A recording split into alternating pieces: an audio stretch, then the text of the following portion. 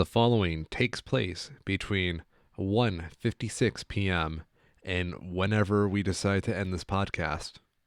These are the events that precede it. I'm the infamous Orion, and I'm a bad 24 parody. And I'm Tyrell, and I'm also a schmo. And welcome to an hour of us kicking Spotify because I think it's an actually bad service. But, everybody else wants to make fun of Spotify nowadays, so let's jump on the hype train. Thanks for joining my cause, ladies and gentlemen. Yeah. If y'all have been following the news, this is like the dumbest thing we could be covering at the moment, but hey, why not? Mm-hmm.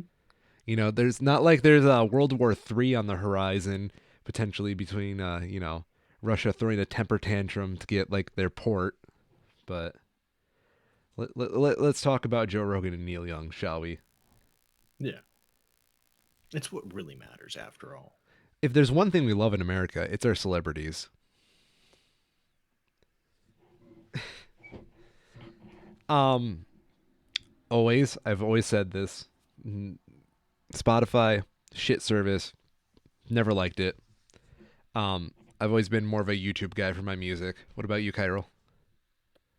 I used to use SoundCloud a while ago. Okay, good call. After that, it's been pretty much just YouTube. Yeah.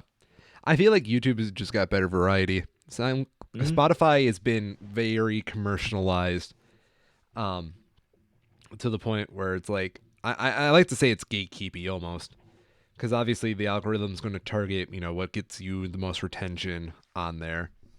Yeah. And Spotify definitely did what like Pandora couldn't. Yeah, good point. But both of them are set up with the idea of just putting music on and kind of just letting it play. Yeah. And that's just never been the way that I interact with music. I've always been much more engaged with it when I'm listening to it. Agreed. I can't really use it as just like background noise because I'll get distracted. I agree. I had a big problem with Spotify for many years where a lot of the bands I like aren't on there because they're smaller bands or they were just not as popular as what they used to be. So they weren't like added to Spotify directly. Yep. Now they're on there, which kudos to Spotify, something I never thought I would say. But beside the fact, just buy the fucking CDs, my dudes. Support the artist directly. That was something that I saw that makes plenty of sense when you actually look at the numbers behind it, is that like the vast majority of people when they use Spotify only really listen to like 8 albums over a year. And there's some extra stuff here and there that they also listen to, but for the amount that they're paying for not having ads, you could just buy the CDs and listen to the CDs like people always used to do. Or maybe not CDs, but just buy it digitally. Yeah. Get the MP3 files. Yeah, dude. It'll probably sound better because you don't have to stream it. Ooh. Wait, Kyril, good sir. Are you implying streaming services are so compressed that you don't get the full fidelity quality that you would get from physical media? On occasion, yes. Yeah, I agree. What's your while we're on that? What's your thoughts on Tidal? Tidal? Yeah, It's better. it's one of those things that I always hear about, but I don't actually know anyone who uses it. Like, isn't that Beyonce's service? Like Beyonce made Tidal? Yeah, I think it was Beyonce and Jay-Z founded it, and they got a couple of other big names on it. But their whole thing is that they do audio streaming, but it's high bit rate, high resolution audio, basically uncompressed if it's available. I'd say that's a great service because even some people don't get like the best like quality from a CD based off like the medium you use to play it. Oh yeah, Yeah, or how it was mastered. yeah, If it's a remake or re-release later on, they can use really bad recordings that were just made to pump it out. yeah. I mean, like it has a legit purpose. Curious what it costs. I'm looking $10 at it. a month. That's not too bad. Oh, for standard versus premium. So what do you have to pay to get like lossless? Lossless looks to be about $20 a month. Yeah. At that point, I would say just buy a vinyl every month of what you want to listen to. Or just buy the high res versions of the albums. Yeah, of course. I'm not saying it's a bad idea for a service. Obviously, it has its place. Um, And I mean, it's been in business for like 5 years now, yeah. and they haven't shut it down, so it must be doing something to keep solvent, you know? Mm-hmm. If it was losing money hand over fist, they just close it down because, it's run by musicians. They can just do that. They don't care. Of It's not course. their real job. It's like a side project. Personally, I don't mind Title as an entity. At least they're, if I remember right, it is run by musicians, you said, right? It is at the very least owned by them. Hmm. Okay. Because Spotify actively takes advantage of their content producers, I mean musicians. And I also have a conspiracy theory that Spotify gives unfair treatment to, obviously the bigger names, as we're seeing here with Joe Rogan versus Young. And beforehand, we saw Adele got what she wanted when she just said, "Spotify, stop letting them enjoy my music the way they want to enjoy it." Bad Spotify. Equally, though, bad record labels. I've been seeing a couple artists talking about it, like coming out like in solidarity with Neil Young's message, Mm-hmm. but they realistically can't do anything because they don't own their music anymore. Yeah. Well, okay. But they don't own the distribution of it, at least. The music industry, in its essence, it cannibalizes its artist and really tries to present this like big flare of integrity to the art, but it's all just boardroom stuff. I mean, we were talking about this last week with the Grammys. Yep. Yeah. The artist is nothing more than just an advertisement for the music, which the music is an advertisement for the merchandise, where the real money is. Because you know what I think the industry loves about places like Spotify and just regular streaming services? What's that? Instead of selling you a CD for $10, they can keep selling you that same CD $10 every month. Mm-hmm. Yeah. It makes more I mean, sense. it is kind of mixed because that's true. I think that is definitely how it ends up for most people. But you can, if you go out of your way, get whatever you want for it. Yeah. But then from my perspective, like I have YouTube Premium, which is like $13 a month, and then I still get everything. And then I also get to watch the YouTube stuff that I already watch ad free too. So I don't know. I use an YouTube has iPod. the advantage. YouTube has the advantage of being able to run basically all of Google gets to run at a loss just because they collect so much data. Yeah. And I guess maybe Spotify is getting to that point, but it's a pretty big hike to get up there. Also, I just want to point out that Neil Young taking the stance they did, well, interesting. We all know he probably wasn't going to win that. Yeah. Oh yeah. No. Yeah. Definitely not. Because I'd be curious how many actual like listeners or subscribers. I don't know how it really works there, but compared to Joe Rogan, because I'm sure it's not more. no, but you also got to remember they legitimately put out a contract with Joe Rogan to get the exclusivity of his podcast on Spotify. They're Yep. not going to just blow that contract up at No, they're for not. Neil Young or Joni Mitchell. Yep. Or I heard there's a third guy now. Let's see who it was. Twitter on my phone. Tell me who is the next to go. I don't see it. Okay, he's no longer trending. I guess he's just not that relevant.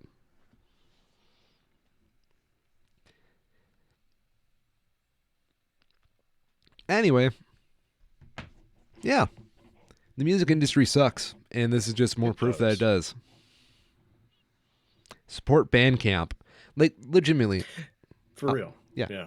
Bandcamp is a better streaming service. YouTube is good too. Mm-hmm. Definitely support Bandcamp over something like Spotify.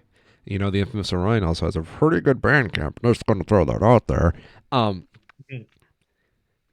Because it allows a lot of people to like take full control of their music, and you're paying them directly. And even people like me There are some of us that will let you stream your music for free on Bandcamp without having to pay us money. Yep. So, just going to point that out there. If you want to believe artistic credibility exists, Bandcamp is probably the one platform there where it does. Any additional thoughts on that, Kyril? I don't know. People just in general need to be aware of why it is that things cost the way they do, you know? Yeah. Like the cuts that people are taking when Mm-hmm. you use services like that. Like, if you're fine with that, that's your own choice. But, like, just be educated on it and aware so that when you do make that choice, you know what the consequences of it are. Mm-hmm. And if you can, and if you can afford to, just try to support the people that who make the art you care about. Of course.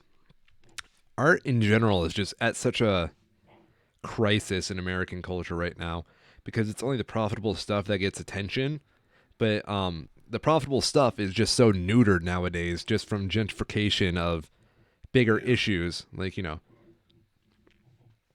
there's a reason why we're getting more and more into foreign stuff every year.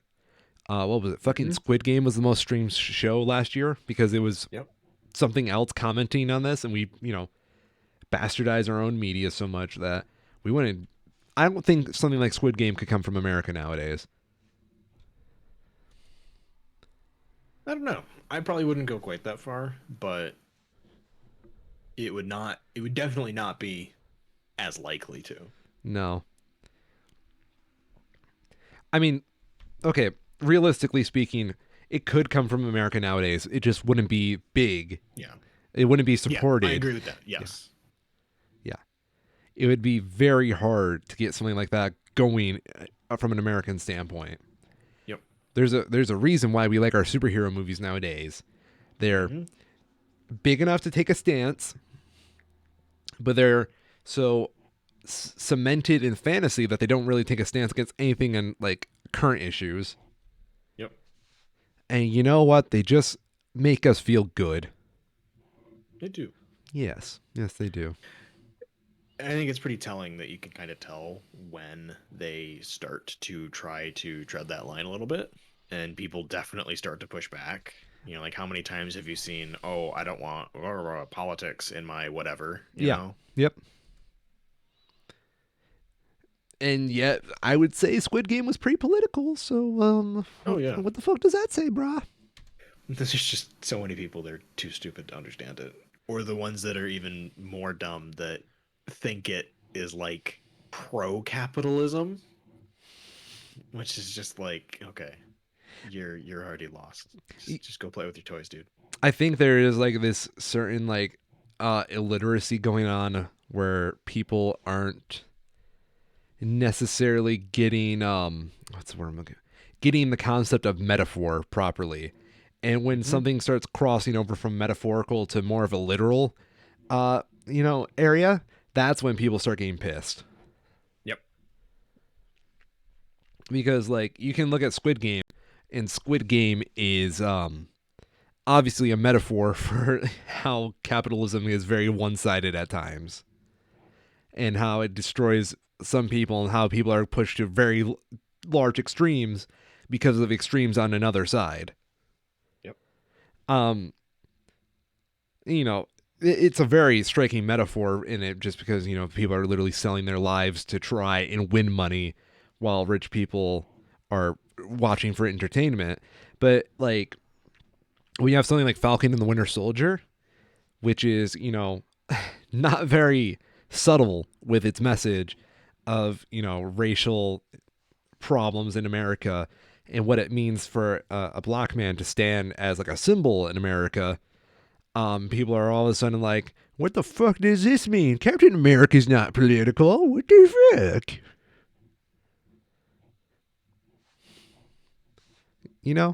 That's just... I do. Yeah. I agree. And then you have, like, I don't know. That's just the politics in art. There's even, like, bigger, heavier stuff you can talk about with, I'm getting title ads now because I've looked at the title website. With, like, more mental stuff, more cerebral, like, stuff. Like, I would say No Way Home is a cerebral movie. mainly because it's a movie about identity and choice and growing up. And I mean, not that hard to see that when you've seen the movie like once, but here we are like nobody really praises it on that level of like the metaphors it's trying to teach and the story it's trying to tell. Um, because well, it's not controversial like politics. And I think I had a point there for a second, but I kind of lost it partway through. Yeah, it's also hard to do anything other than just be a superhero movie Yeah. in that case. Because that's what people are going in expecting, Funding and for if they Shake get that Willis is out of it, they're provided not going by to Surf. necessarily look for something more than what they were expecting. Mm-hmm. Mm-hmm. Mm-hmm. I agree. Speaking of movies, I had an amusing moment this week. Do you know Loading Ready Run?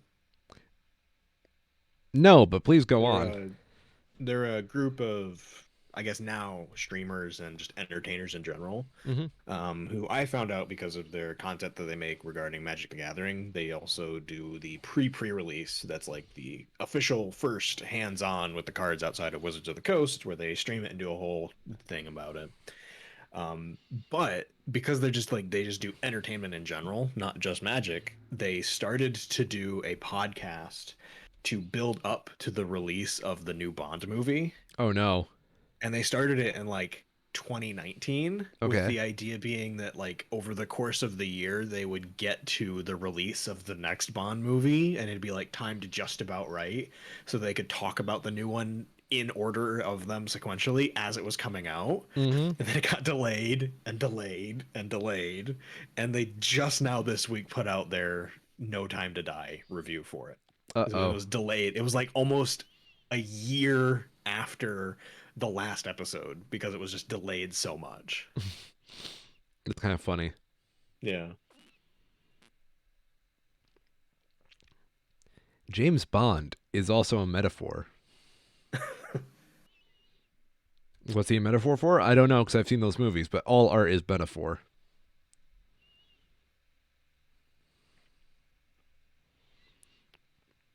So, speaking of, we've been having increasing tensions in our headlines Oh God. about the Ukraine and Russia. Yes, we have.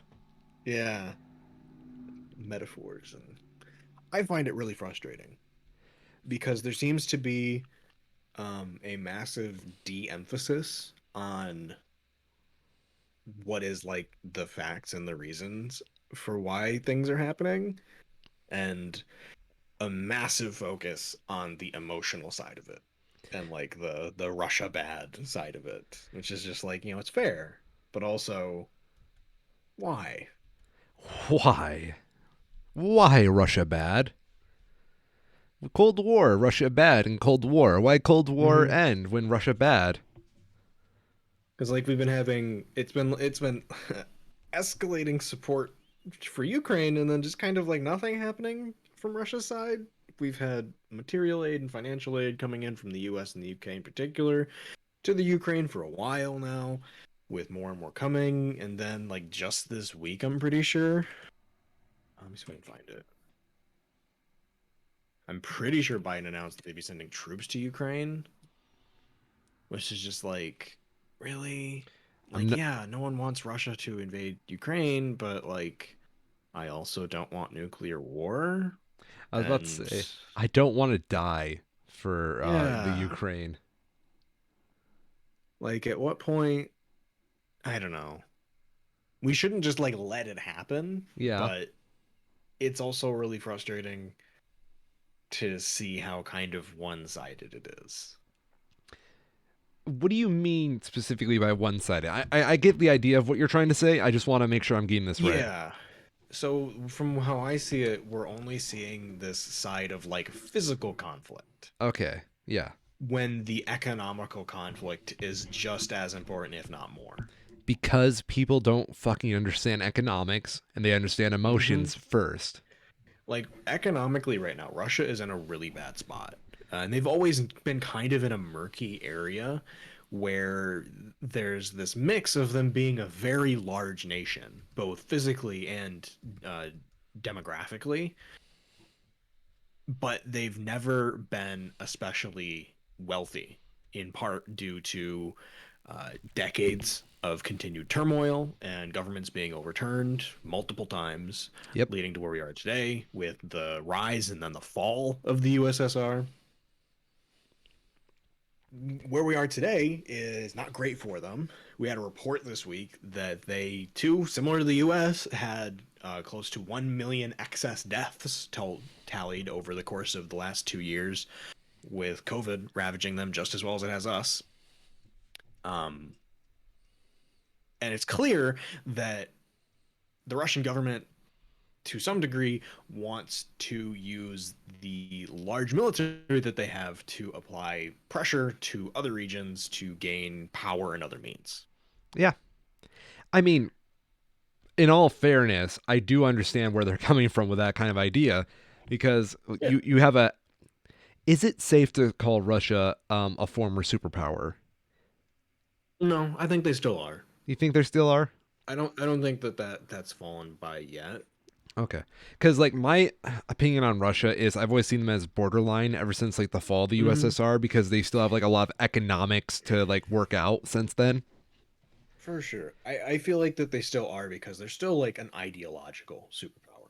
Okay, yes, They are as long as they are on the I don't even remember what it's called, International Security Council yeah, with the UN.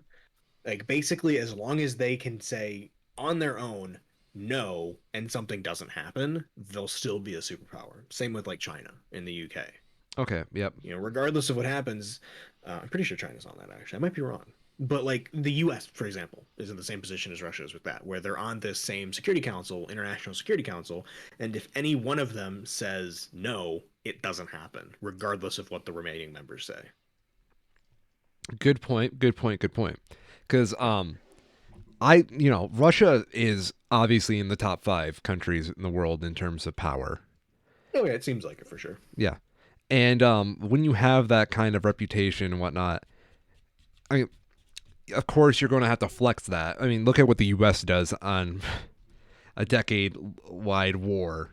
You know, well, even a little more than a decade. How long was Afghanistan? It's close to 20 years. Close to 20 years, ladies and gentlemen. Close to 20 years we were abusing our authority as a world superpower. And in Russia, they're pretty sure they can get away with it as well.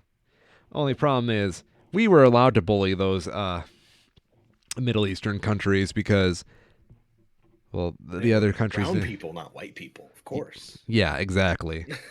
I mean, not gonna mince words. That was the reason. Racism is a We very never big problem, ladies and gentlemen.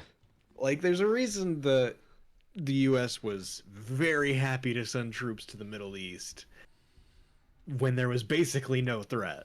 Hmm. When there was just the looming specter of like, what if oil stopped coming to us? Yeah. But now we have Russia threatening Ukraine, and that's the reason that Germany's not gotten on board with it. Is in large part because they get a substantial amount of their energy from Russia because of their national resource and gas deposits. Um, Now that the U.S. basically has no stakes either way, you can tell how hands off they are. Yeah. Because we might send someone over. Depends how we Mm-hmm. feel. Yeah, And Russia, allegedly they are. yeah. Meanwhile, Russia's over here saying, I've got the big guns. I can do whatever I want. Beep, beep. Let me go to the sea. Mm-hmm. Um, yeah, but I'd say this is a bigger problem with American journalism in general. You said well, Well, yeah, I'm gonna send you a graph here yeah, that CNN has. okay, This is Russian military presence by the Ukraine border and equipment (parentheses where known). okay, And this is a measure map of Ukraine showing permanent Russian military bases with combat units, new units, as well as locations of tanks, armor vehicles, and artillery. nice, And I believe it is very telling that once you get inside the Ukraine border, it's just this nebulous gray blob of, oh yeah, we're not going to show you what's there. Why isn't this sending? Send. This is oh, like the side of it that you see a lot. yeah, Is that like it's the same thing? There's a headline about North Korea. North Korea missile test, biggest launch since 2017. Like, okay, yeah, not good, but like, what has the U.S. been doing? Shh. We're the good guys. Like, this is clearly not good for us, Yeah. but to only show one side of it Yeah. is not helpful for anyone to get an understanding of the scale of what's happening. Well, that's the Like, problem. oh no, look at all these scary red boxes around Ukraine. Yeah. But what about what's inside Ukraine? What is there that is stopping those red boxes from just walking through it? Because there has to be something, Yeah. so fucking show it. Because what I'm sorry, the media theorist in me and, my degree makes it very difficult for me to look at some of this stuff like this and not want to like blurt out a million Mm-hmm. things. Oh yeah. Because what they're selling you this story, by the way. They're selling you Yep. the story. You're paying with it by looking at their ads. Yep. Um, Jokes on you, CNN. I have ad block. oh shit. Um, what you're being sold here is a narrative that is a small underdog being bullied by Mm-hmm. bad guys, and you're made to believe they're bad guys because, well, Russia bad. That's the American conscience. I'm not saying Yep. they're not bad. I'm just saying, I like to look at the world in a more gray perspective. Um, and you're this is the whole graph is telling a story, and that's the whole point of it is to, you know, that's even why they chose the colors. To be honest, red is scary, scary red around this gray little neutral area makes them look more innocent. And it sucks. It sucks. This is such a framed perspective of the story, and really, it's not even the full story. I don't know, man. It upsets me seeing something like this and knowing what it's trying to tell me and knowing that there's probably way more going on here. Yeah, Yeah. I get it. It is effectively propaganda Yeah. to a point. It's, It's effective propaganda at that. You can see it in the public sentiment. yeah. But like realistically, with the amount of like I really just wish that they would just make Ukraine a NATO member, like full member. Make Ukraine a full NATO member, bite the bullet, be like, hey Russia, you want it, come fucking get it. But deal with the consequences. Yeah. Not these half measures of lethal aid and troops on high alert and all that kind of bullshit. Well, yeah, dude. It's because, like, this is just posturing. It's like a peacock. Like a Yep. peacock just putting its feathers out. Posturing is definitely the right word. Yeah. There's, like, no good way around it because why isn't Ukraine in NATO? That makes no. Because Russia doesn't want them to, and it's like towing the line. They are a part of the NATO partner countries, but they're not actually a full member. Probably because like places like Germany don't want their gas cut off. That makes sense. So they're too much of a liability to put in NATO. Yeah, it's a political bargaining chip. Yeah. They're not a member of NATO, so if Russia did invade, there's no formal commitment on the part of NATO members to do anything. Yeah. But at the same time, them invading Ukraine is, of course, not what the NATO members want, but they just don't want commitment. Yeah. It really sucks. Yep. It's fucked up. And the sad thing is, probably nothing's going to really be done outside of, oh, don't you do it, Russia. No, it's like Yep. telling your cat to not push over that vase, and the cat don't give a Yep. fuck. Yeah, cats aren't loyal. Cats know you'll still feed them at the end of the day. And Russia's like standing right next to it, and you're like, Russia, no, no, that's a bad Russia, and he's getting ready to push it, getting ready each time. And what are you going to do? You're still going to pet him at the end of the day and give him belly wubs. Because Russia has you as its bitch.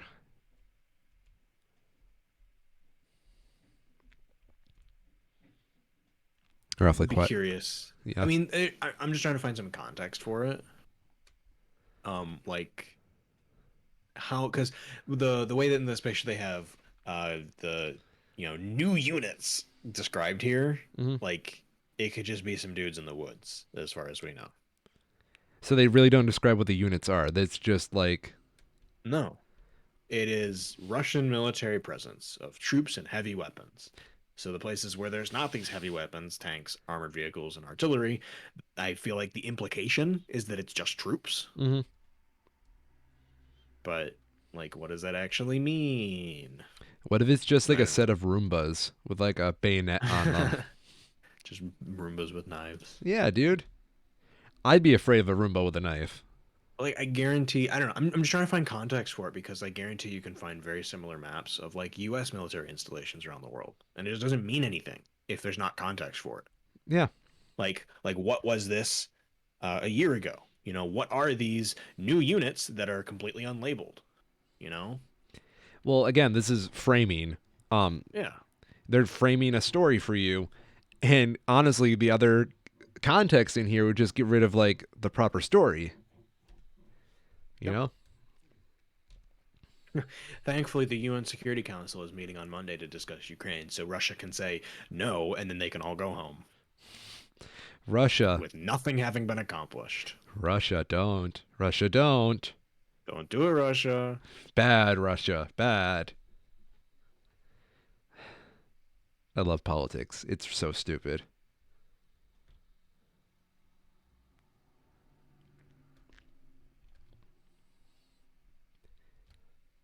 Now I can kind of see why, other political news shows like don't go into the gray of everything. We just pick a bad guy to beat up on the weak. Here we go. I found the list. Apparently, there are 5 permanent members to the United Nations Security Council and 10 non permanent members elected for 2-year terms by the General Assembly. Ooh. The current members of the United Nations Security Council, permanent members are China, France, Russia, the UK, and the US.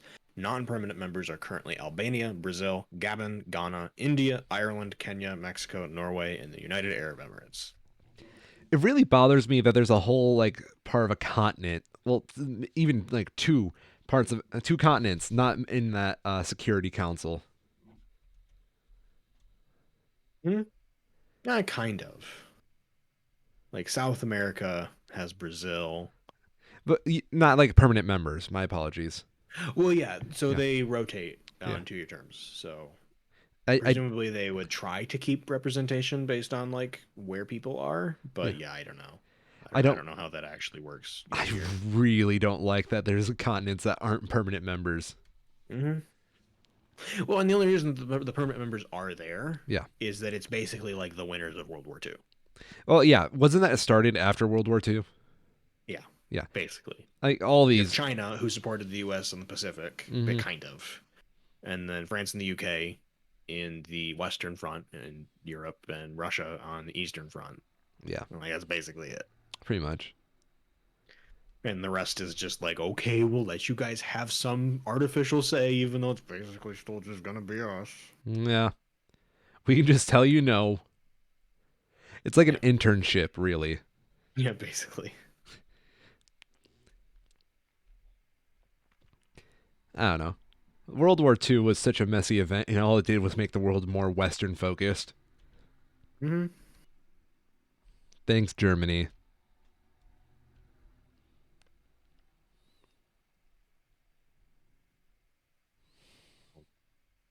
I'm just kind of tired of it. I'm tired of seeing the posturing. You know, Yeah, well, like posturing's a. do something or don't. Yeah. Right.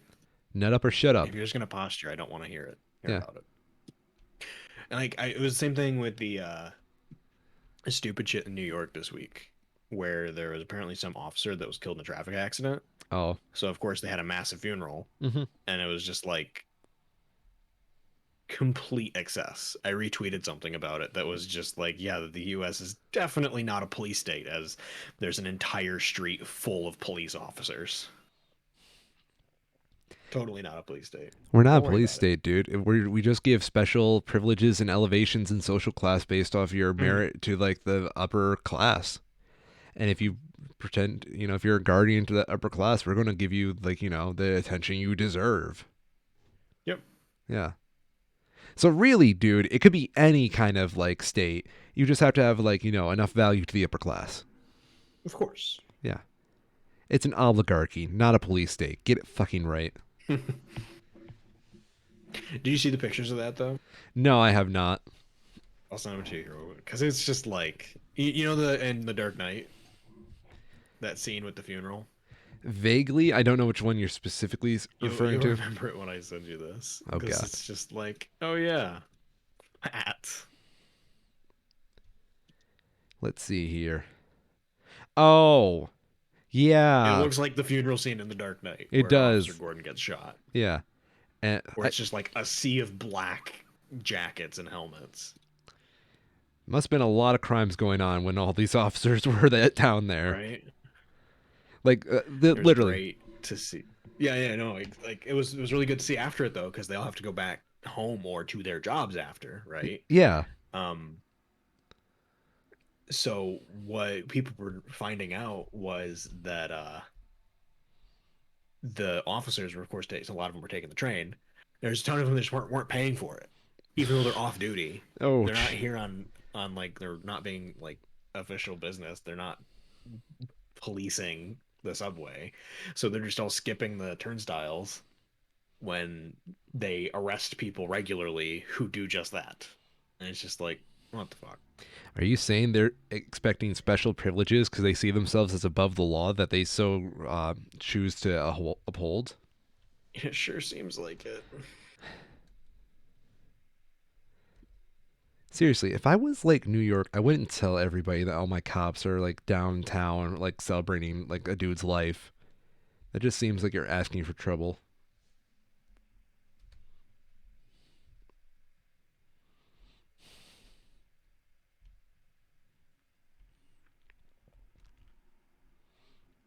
When can I press the restart button on Humanity, Kyril? Any minute, Any minute? Okay, cool. whenever you seem.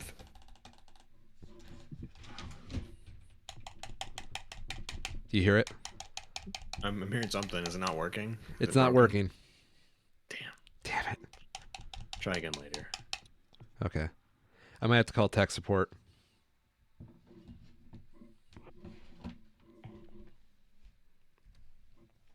What Have else? you been following? I was say, have you been following the book banning stuff? Yeah, It's I been think really dumb. it's really dumb. Like, okay, I have very strong feelings on book bannings. Mm-hmm. And I know my strong feelings of book bannings can blow up right in my fucking face, but I still believe in the ideal of it. Okay. Um, you cannot say you are pro First Amendment, freedom of speech, if you support banning a book. Mm-hmm. Because that's essentially what you're doing is censorship and banning someone's right to speech. And I know they're not like literally banning it, like putting out a production, but you are effectively silencing a voice on kids. And I don't know. I don't get it, man. I really don't. Because I think, very strong opinion right now. I don't believe in hiding things from kids. I think kids should like learn that the world is the way it is. I don't think you should shove it in their face, but I Yep. definitely think you shouldn't like if you disagree with something, you should hide your children from it. I disagree with that entirely. Yeah. The big problem that I have for it is the like pretty plainly like the clear like unsaid reasons for why these specific books are being banned. But, Because but it's dude, like you don't ban a novel about the Holocaust if your concerns are anything other than like the very obvious part of you not wanting the Holocaust to be taught in schools. Like, and I don't think you have to go too far to follow that line. Like, you don't ban Diary of Anne Frank, right? I mean, you can. I mean, they have, Yeah. but like some of the mental gymnastics that they go through to try and justify it when it's just like, yeah, you're basically Nazis, I guess now. Yeah, dude. Cool. Glad to see our school board's doing so well. Sig Heil, my brother. Yeah. Yeah. So, can we? What's the list of the books? I know Mouse was a big one. Yeah, Mouse is the big one Yeah. that was being talked about. Let me see if I can find some of the others. I've been seeing some really good sections from libraries and bookstores that now have banned books sections, which is Good. pretty great. Yeah. Like prominently front and center. Do you remember when we were in college and they had banned book week? I vaguely do, yeah. Yeah, they were doing like scavenger hunts around campus, and if you could find the book, you could claim it. Okay, here's the other one. Seattle school drops To Kill a Mockingbird over racism concerns. That's the point of the book. That's literally the point of the book. The whole point of the book is that you can't pick and choose who's American based off the color of their skin, and that, Atticus Finch, the book's main character, Mm-hmm. was a moral man for choosing to follow, his ideals of American law Yes. Even if versus, he clearly was a racist himself, yeah, he still did what was like the right thing in the end yeah, based on what should happen. yeah, And it's just like, oh my god. Do you not like that's the whole point, is that it is not easy to grapple with. yeah. You You're read a book, supposed to yeah, go ahead. you read a book like that to be challenged. Exactly. Yeah. I think, okay, the people who ban these kind of books are the kind of people who don't read. That's my opinion. Because, like, obviously, if you think that book is too hard for children, you obviously haven't read many books as an adult. Well, I don't know, because like it's been required reading in schools for how long? I remember reading it in schools. I do as well. Yeah. These aren't picked for random reasons. Like, how long ago was it published? It's an old book. It's very old. 1960. Yeah. It's not new. This isn't a new thing we've been dealing with. It's that critical race theory that's in the book. Yeah, apparently. Ironically, That's a you whole can other actually make an argument that it is actual critical race theory and not like critical race theory TM. I don't know, maybe. I think Not you sure. could. Granted, I don't know anything about real critical race theory versus critical race theory TM. I'm sure there's an argument that could be made. Yeah. Either way, man, it's a mess. Do you remember the books you were required to read in school? Not so many of them, Oh, I because a remember a lot of lot. them, like the notable ones. I remember like the harder, I guess you could say, ones, like morally, like To Kill a Mockingbird and Diary of Anne Frank.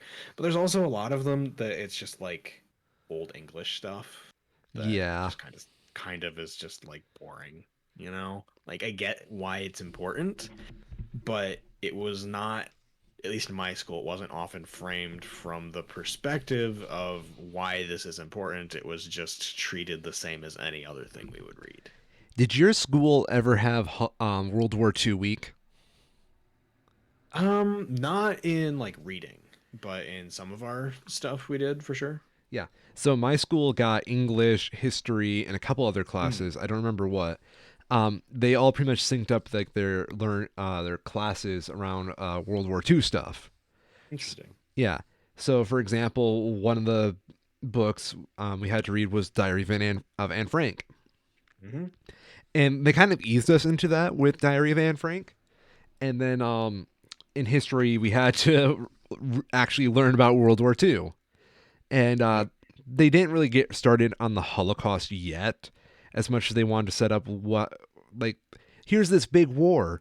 And then as we're reading Diary of Anne Frank, after we finished that, we're like, wait, where did she go? Why was she in that attic? And then they kind of ripped off the Holocaust band aid. And yeah, it was fucked up. We had to watch The Boy in the Striped Pajamas. Mm. Yeah. Yep. I remember we did Schindler's List Ooh, good call. in our history class, which is a good one. Yeah. Yep. Um, the Holocaust is bad, everybody. Going to make a Yes, it controversial is. statement there, It is bad, and it happened. and it happened. We actually had to read another book, Sakura and the Thousand Swans. I believe that's what it was Mm-hmm. called. That one was about Hiroshima. Yep. Yeah, because they wanted to really emphasize that, you know, white people doing bad things to white people wasn't the only thing happening back then. Yep. I think that's another aspect of it that, from my perspective, having been educated on these things in school, Yeah. and now as an adult, seeing the things that we still missed, like somewhat intentionally, weren't shown, I Like, find it especially frustrating to see steps being taken back to not learn these things. Like the stuff with Japanese internment camps in the US. yeah. It's the kind of thing that I know there was mention of, but it was never actually explored. Well, yeah. You know, it's honestly a very good resource in learning about Japanese internment camps before, like, we had, like, the big reveal about them. Well, I don't say Hmm. reveal. Um, so I never learned about Japanese internment camps in school. You know Hmm. how I fucking found out about Japanese internment camps? How's that? The fucking Karate Kid. Yeah, yeah. That's probably not an uncommon thing, you know? Yeah. You know, I had to give Karate Kid, like, you know, points for, like, actually talking about it, because, like, the whole point of Yeah. Miyagi's character is that his wife and child died in the internment camp while he was in World War II. Mm-hmm. It was, like, just such a quiet moment, too, and it's so sad. And it's like, oh shit, we were bastards as well.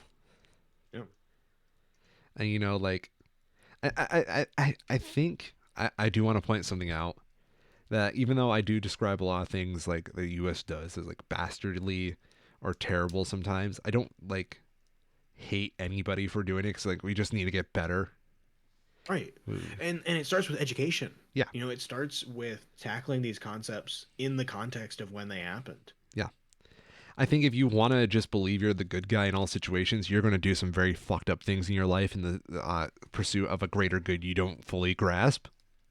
Yep. Yep. Yep. That is just always been my theory of well, it's my new theory of morality for like the last few years, but if you don't fucking understand how bad you can be, you're going to do some fucked up shit. Mm-hmm. Wasn't there like a couple LGBTQ plus books that were also kicked off like in banned book Oh, I'm listings? sure. Yeah. I wouldn't at all be surprised. There's been a lot. Yeah. Plenty of books have been removed from curricula with much less fanfare, like because of the CRT nonsense. Yeah. And I wouldn't be surprised if there's a ton that have been removed because of their normalization of non-heterosexual lifestyles. Yeah. You know, like are you afraid a book is going to turn your kid gay? Mm-hmm. These people literally are. Yeah. Like, that's not hyperbole. They just are. I And think there's probably not, you know, there is probably some kernel of truth to that because these are also the same people who have probably sheltered their kids from any and everything that they don't personally agree with for the entirety of their children's lives. yeah. Well, I also would argue that it's a kind of a representation of how their relationship with media is, that they're letting their own worldview Mhm. get twisted and turned by a piece of media, that they're worried about their kids having the same effect in a way that they don't agree with. Yep. Hyperbolic needle theory, baby. That is the theory that media can do a lot of damage to you, like injecting something directly into your veins, kind of deal, directing a message.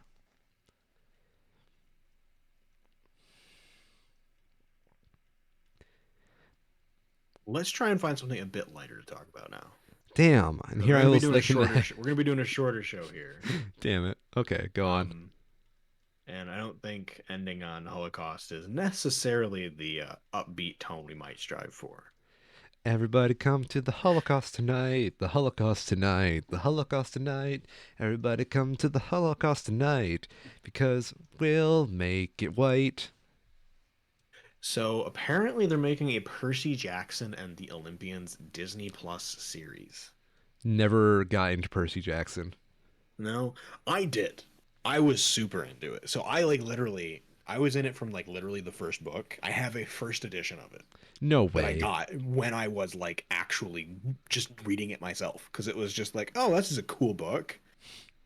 I'm gonna buy it, and I bought it. And then they made like 30 more books after that. So, I'm proposing that we ban Percy Jackson in schools for teaching false religions. It's probably good. It'll get people too excited once they find out there's a movie for it, and then the movie sucks. I saw people defending the movie on Twitter when that was announced. God, I'm sure they were. People defend fucking anything on Twitter. Yeah. And people defending the Amazing Spider-Man movies. Like, did you watch them? I don't think you watched them. I would argue that you could probably re-edit the Amazing Spider-Man movies into like a little bit of a demo reel for Andrew Garfield and like a couple of Oh, scenes for absolutely. Emma Stone, and the demo reel, which would be like maybe a fourth of the length of both movies combined, would Mm-hmm. be more enjoyable than watching the full story. Yep. A lot of it from what I've seen and I've like been reading on it from Twitter is that there seems to be a lot of people that like just liked Andrew Garfield as Spider-Man, which is like fine, Yeah, he's a you good know. actor, great actor. He's a good actor. Yeah. That's fair. But at the same time, I think you have to have some level of self-reflection to understand how not good those movies were critically. Like So they were very not good. my main problem with the Amazing Spider-Man is no one did arguably a bad job except for Sony. Yep. Yeah, Like usual. yeah, of course. Is Sony going to be a part of this Percy Jackson remake? I don't know. Given that it's Disney, probably not. Good.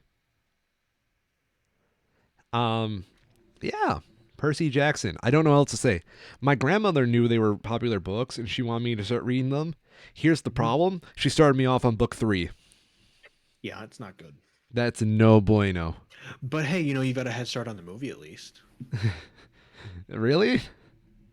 Yeah, no, they did that in the movie. The first movie Yeah. just took bits and pieces from the story from whatever books it wanted to and just threw it together. Nice. I've seen the It movie. was like it was like insultingly bad the way that they did it. Nice. Like they literally took a character that wasn't introduced until like the third book and then we're just like, "Oh yeah, we're going to throw him into the first movie." Excuse me?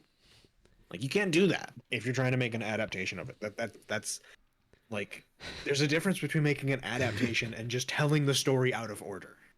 You know what? That actually reminds me of Justice League. Mhm. Well, actually, sorry, Batman v Superman. Mhm. That's amazing. Yeah. What are your hopes, dear Kyril, for a Percy Jackson series? I just want it to not suck. Ooh. Same way with like Aragon. I just want like something past the book that doesn't suck. Mm. As a tall order, my friend. Like all they had to do with Aragon was make Star Wars without lightsabers and spaceships. And they couldn't do that. You just described Aragon. I know. I mean that's what Aragon is. It But really like is. that is the bar that they had to clear is just copy Star Wars and they couldn't do that. No, there's another. Okay, there's a very subtle art to Aragon. I'm going to, like, no joke. Well, partially a joke. Also, yeah, I mean, like broad strokes, the plot is basically Star Wars, but that's in large part just because it follows like the generic. This is how you tell a story. This is the hero's journey kind of thing. Like Star Wars isn't particularly unique in that. Yeah. But I will say there's one thing that's important to Aragon that I don't think many people bring up. Okay. It is a retelling of Star Wars, Yep. but it's a retelling of Star Wars from the perspective of a 15-year-old boy. Isn't Luke supposed to be like that young though? No, I'm talking about like the author, Or Paolini. oh yeah, yeah, yeah. I guess so.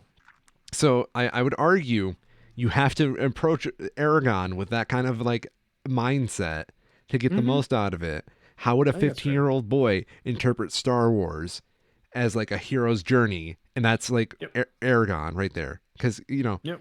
he did the right thing and made Star Wars better by adding fucking dragons to it. Yeah. Yeah.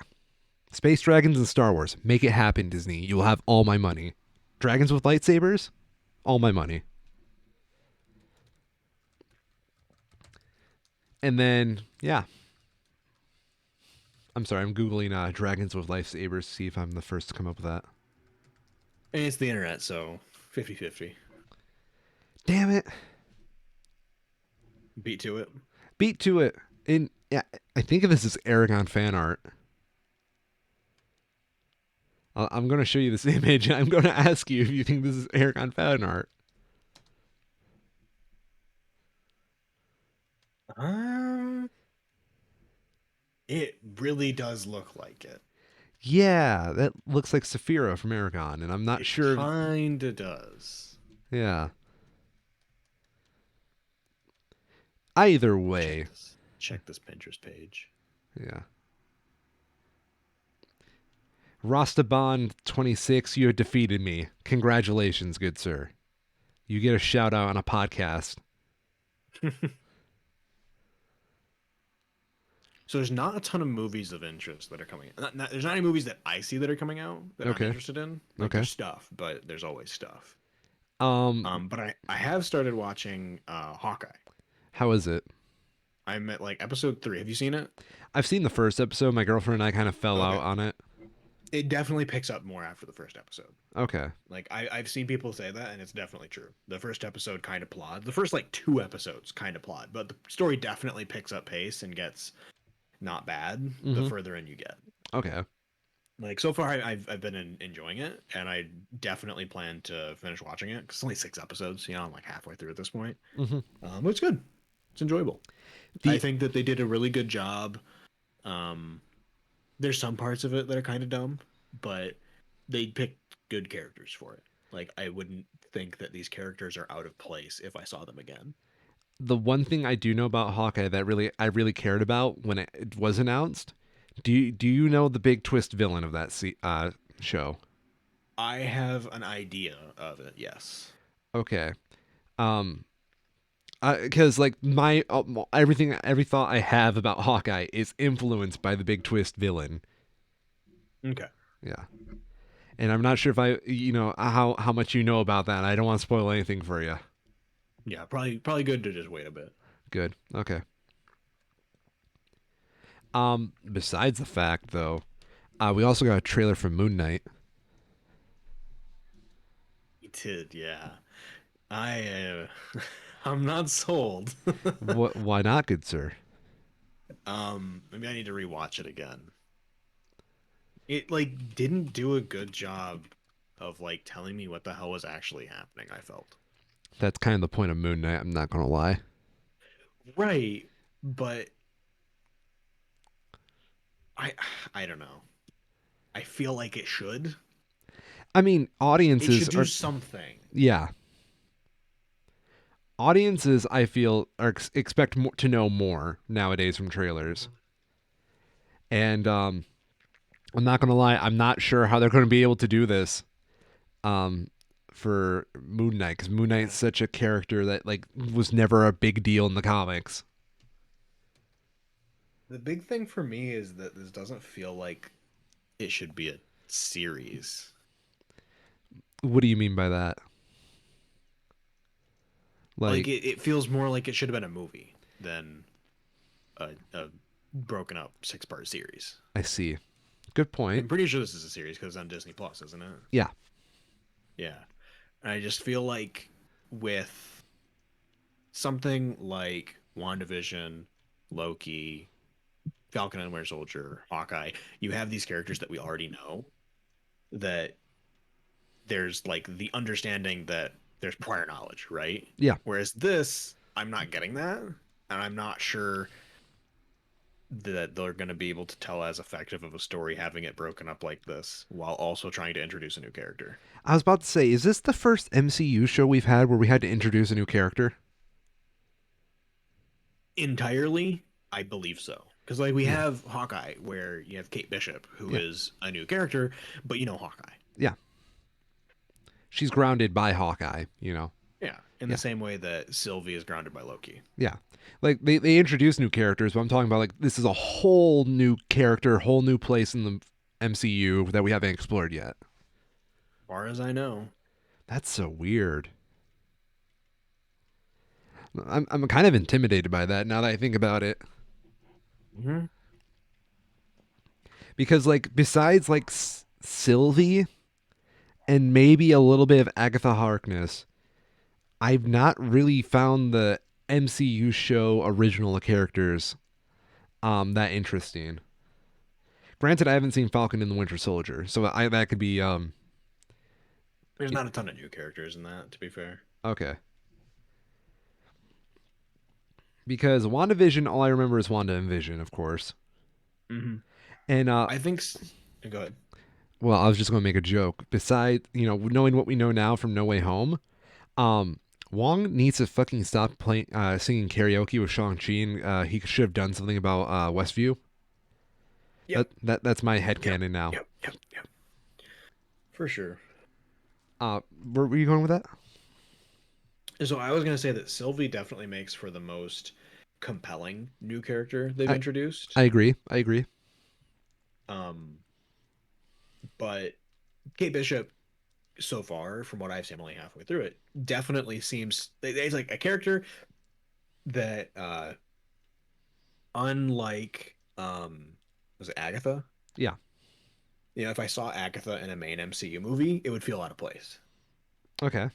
If that makes sense. I would not expect that to happen, and I would kind of just have this moment of just like, really, we're gonna do this now. But if I saw Sylvie in a main movie, it wouldn't feel out of place because of the stakes that they've established around the character Mm-hmm. are on par with the rest of the MCU, whereas Agatha's seem less of the same scale.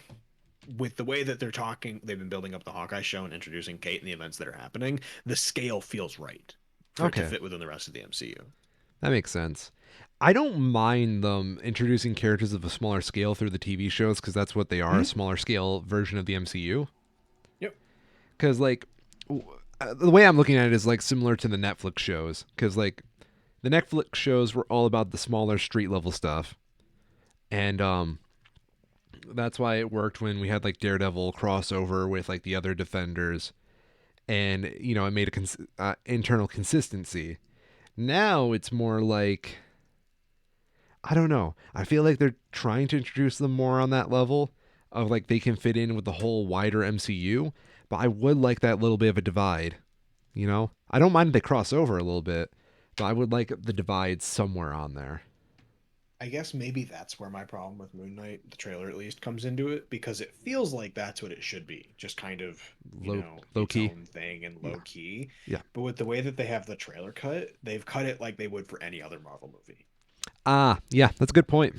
So it's like they're trying to imply that it has this equally large scale when it's not really, it doesn't seem like that needs to be the case. Well, okay, so we know the feel of a Marvel movie because it's Mhm. literally become a critique in cinemas. Like it's too Marvel esque. Yep. Um, but have we really cemented what a Marvel TV show is? Like feel wise. I don't know. It's hard to. I feel like we're probably pretty close. I feel so too.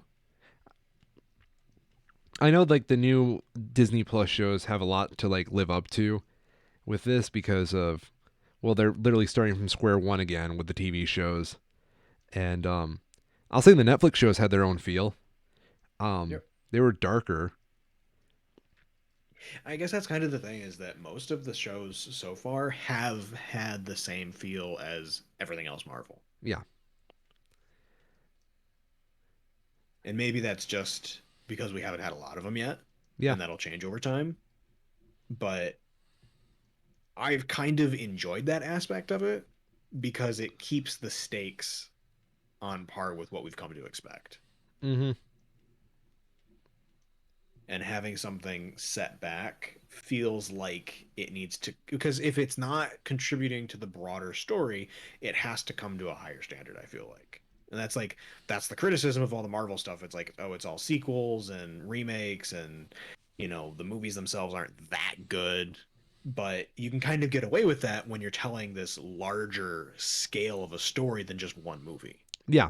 I mean But that's if you why we try to apply if you try to apply that to just a TV show, and you don't have it tie into anything else, I don't know.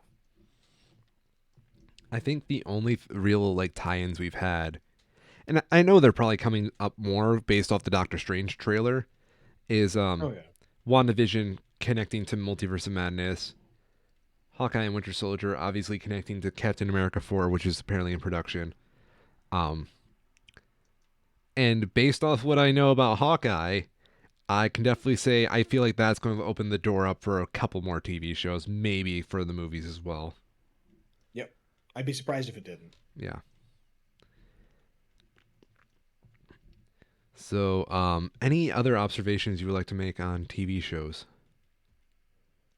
Not so much right now. I'm very curious to see how Hawkeye plays out. It is kind of filling that same gap that like Spider-Man used to, Mm, where it's talking about crime on a level that's a lot less grand than what we've been seeing lately. yeah, That's enjoyable. It's a nice change of pace to have people just be people, particularly with Hawkeye and Kate. yeah. They're really good at what they do, but they are just people. I, I don't know. I have so many ideas with the TV shows that I would love to see them try. Especially when we start getting the X Men in the MCU. I would love to see them do like X-Men movies, but also do like the smaller like school stuff, like TV show, like everyday life of mutants kind of stuff. Like that'd be kind of cool. I agree. Yeah. Mutants definitely gives a lot of room for something like that to happen. Mm-hmm. Well, do you know how many like fucking X-Men comics there are at like any given time? Mm-hmm. Like five, Yep. I all believe different it. characters. Yep. I'd be really curious to see how they would integrate like a character like Deadpool into it. Movies easily. He brings in the tickets. Oh, for sure. I don't mean like that. I mean like into the broader narrative. Mm. I think that that would be interesting to a point. I don't know. Maybe not. Maybe that'd I be a bit too shark jumpy. okay. Hear me out, right? Yeah. What if Deadpool is already in the MCU because he was one of those people that knew Peter's identity before like Strange erased it, and Hmm. he was brought over with the spell because he just knows that much about the third wall. Hmm. Stupid, I know, but it's Deadpool. It's not the stupidest.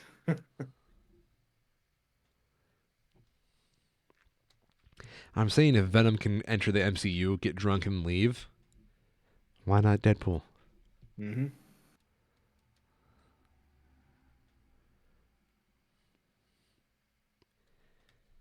We're definitely getting to the part of the MCU where the characters are just as important as the stories that they're involved in.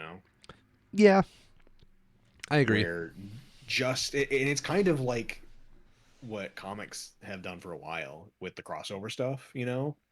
Like you could just as much watch a movie to see the action, the adventure, and the story that's happening as you would to see how does Ryan Reynolds Deadpool interact with Tom Holland Spider-Man. And there's a lot of things that they could do to play off of one another to make just that dynamic interesting in its own. In the comics, Spider-Man really doesn't like Deadpool, Mm-hmm. mainly because he sees him as like an irresponsible jerk. Yep.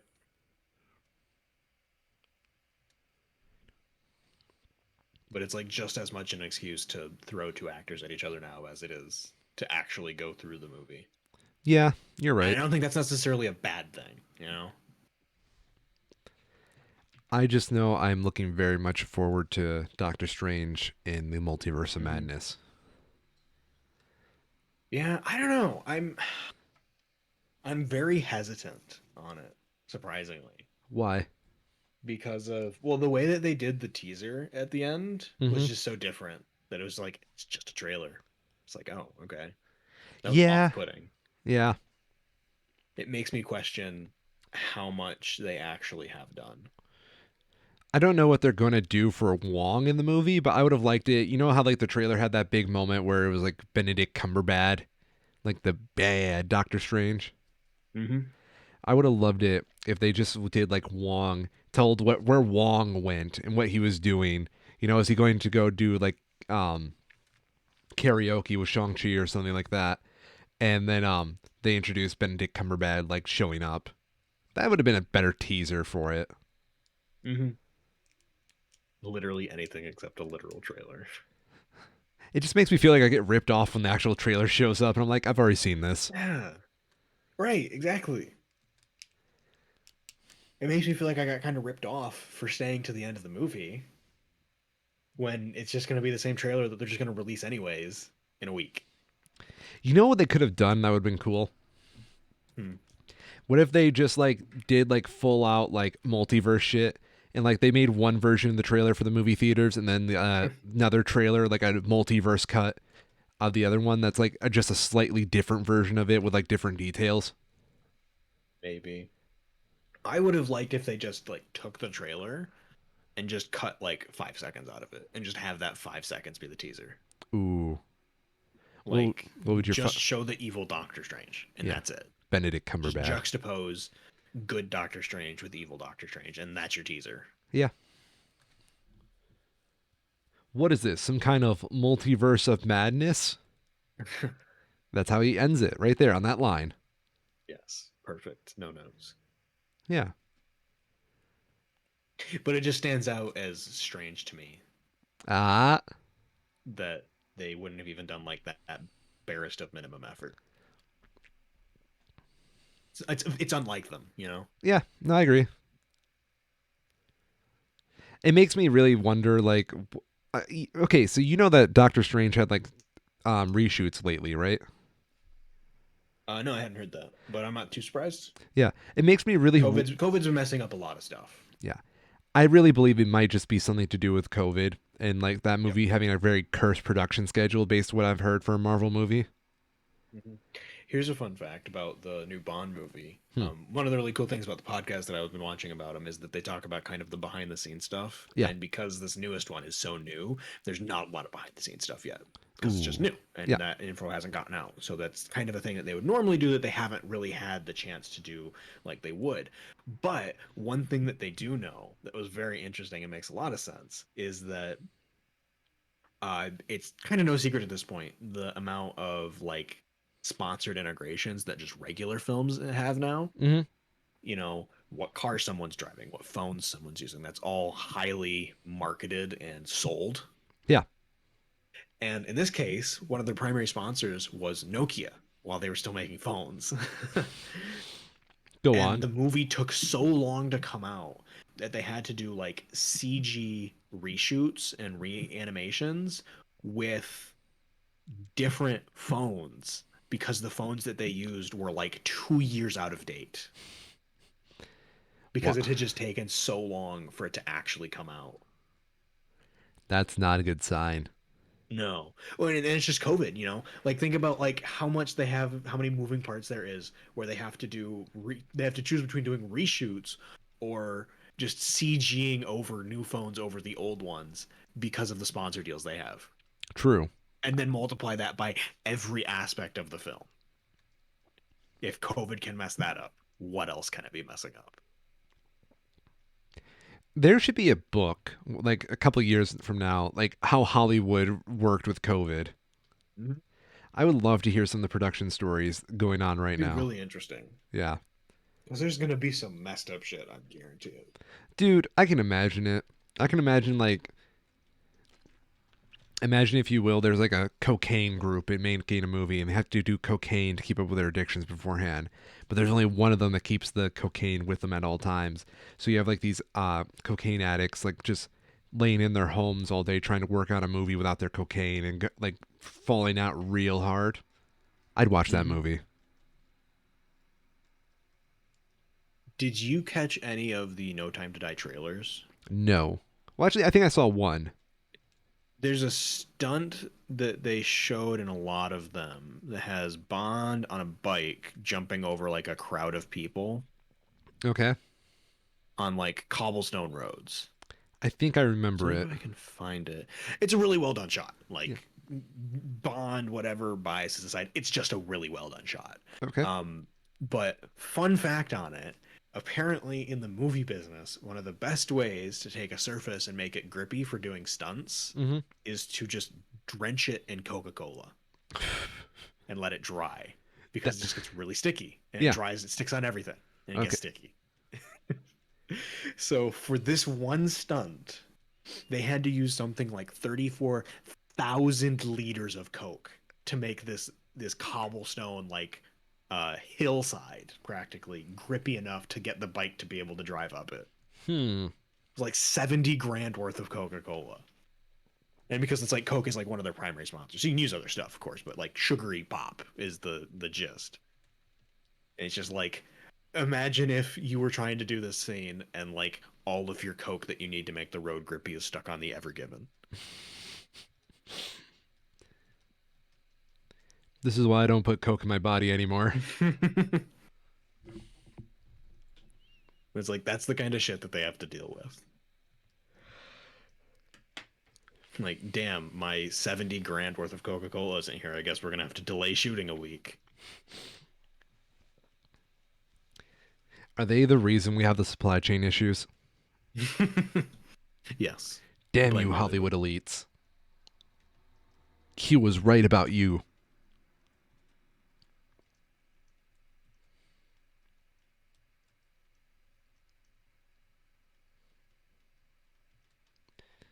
Do we Oh, Top Gun Maverick still hasn't come out yet. I just realized that. I'm looking through Rotten Tomatoes like upcoming stuff, and it's just like, yeah, that one's been delayed for about 2 years now as well. interesting. Mm-hmm. Bunch of stuff. It's just been delayed, delayed.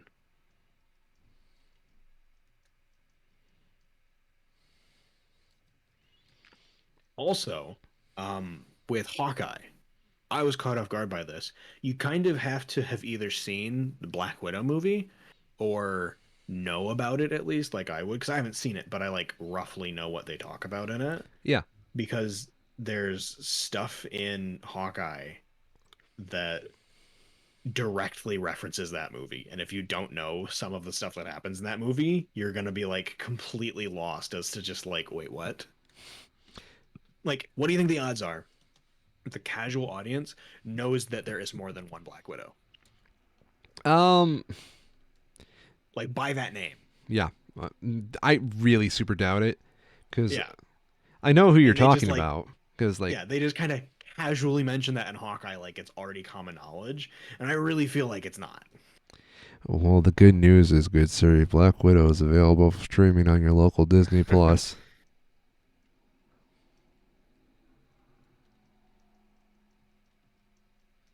Yeah.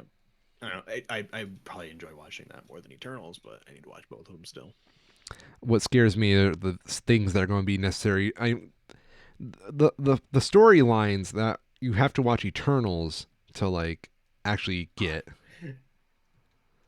At least with Thor the Dark World, they gave us the credit of just giving us a flashback. Yeah. Oh man. I guess on the other hand though, most people probably just won't care. No, they won't. Like they probably are just like Black who? Black Widow? Oh, she's blonde now? Okay. Oh, she's a Yeah. little. She's younger. She's no longer ScarJo. Okay. Sure.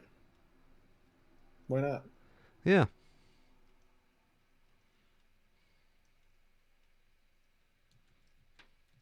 Why not, my dude? I think that's about all I have. I still want to see Belle. I'm just gonna say it again. It still looks good. I haven't seen it yet though. How long is it going till it's out? It's out. Oh, It's been out. okay. Well, that's your problem then. You need to go Yep. watch it. It's available to watch in theaters in the state of Michigan, surprisingly, right now. Yay.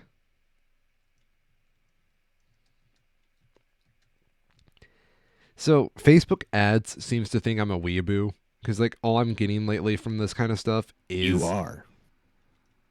I'm not. Mm-hmm. Keep telling yourself that. Last time I checked, I'm not a fan of Japan too much. mm-hmm. Yeah. Mm-hmm.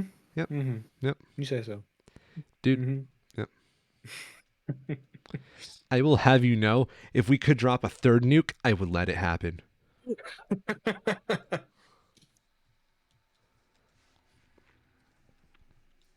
What? Feels like overcompensation. Just saying. No, no, no. Make America great again. I'm a proud white nationalist. I don't like the Japan boys. What the hell's a waifu? It's a Japanimation. Japanimation. Okay, legitimately, if you ever pronounce anime as anime, I'm gonna dunk you in a toilet. That's fair. Like literally, that is like the calling card of like a person that I could not tolerate. Do you actually know like any hardcore weeaboos in your life? Not anymore. Oh, fair enough. Well, I mean, I guess it depends on what you might know. Like, there's plenty of people I interact with regularly online that are, Yeah. um, but like not like actually in person, as far as I know. Okay. Not in the real world Not over IRL, aliens. dude. IRL. We'll get on my metaverse scheme. Mark Zuckerberg's gonna bring my waifu to life. I do think it's hilarious how many times Zuckerberg has tried to make a cryptocurrency and how bad it's failed every fucking time. Wait, he's tried doing that? Oh yeah, Facebook made like a whole company to try and make their own cryptocurrencies, and it just never took off. That's amazing. Yeah, it's no wonder he switched over to NFTs and metaverse crap, and then that'll fail and die too. But he I, got the clicks. I saw a tweet, and I'm pretty sure you saw it too because I saw you liked it, about how a lot of big companies are trying to get people into crypto and NFTs just so they can make their money back on those investments. Hmm. It's very true, and I love it.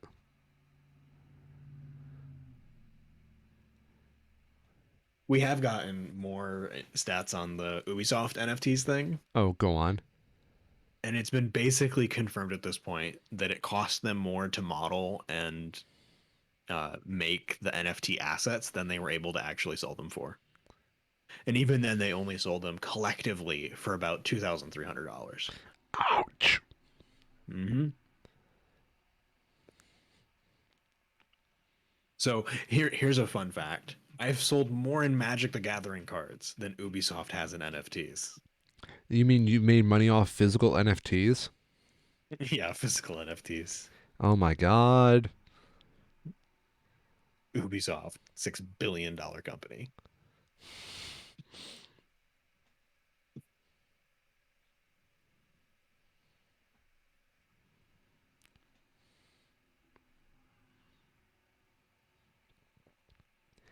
Anything you would like to end the show with today, sir?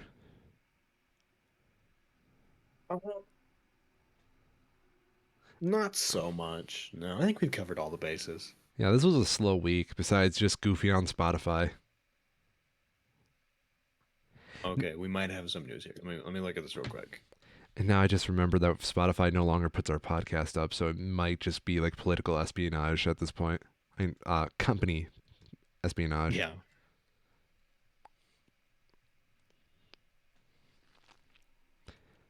Well, what's your last piece of news, good sir?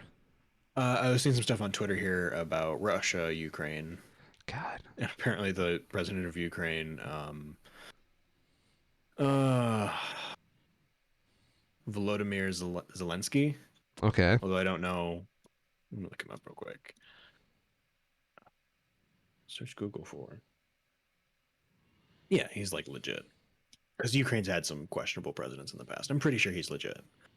Um, he is basically said he said world leaders rhetoric about a possible incursion are causing panic and destabilizing the economy, and it's just like, yep, Yeah. that's basically it. I agree with the president of Ukraine when he's just like, hey, maybe chill. There's no such thing as chill anymore, dude. Yeah. Chill doesn't make people spend money.